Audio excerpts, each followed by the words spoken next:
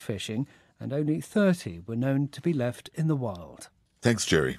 A court decision in China has provoked anger on social media because a doctor has been told he needs to pay compensation for the death of an elderly man. But the incident didn't take place in a hospital or during surgery. Instead, the man died soon after meeting the doctor in a lift.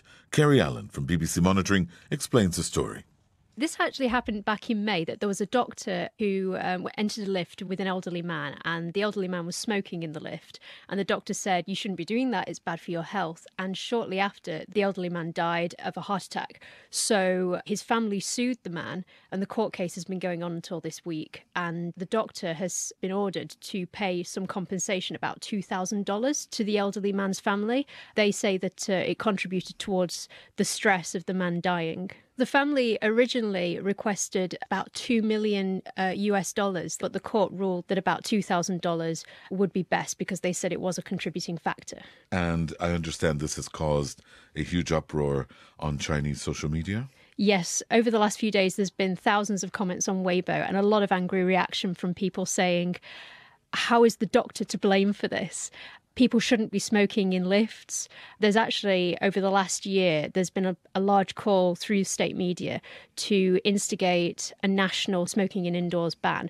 Beijing instigated one back in 2015. People were saying it's about time because over the last few years, you've actually had people smoking in schools, in hospitals, literally in front of children and patients.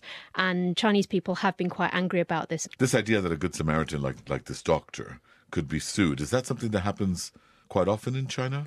It does actually. There is a culture in China that if somebody sees an accident or somebody sees maybe two people fighting, for example, they don't want to get involved because there's been so many high-profile cases in the past in China where the person who rushes in to help has actually then been implicated in the case and has been sued. And in 2013, China did instigate a Good Samaritan law to try and help people and to try and encourage people that if they do involve themselves in an incident, they're going to find they're going to have some legal protection. Kerry Allen of BBC Monitoring. A reminder now of our main news. Saudi Arabia says it's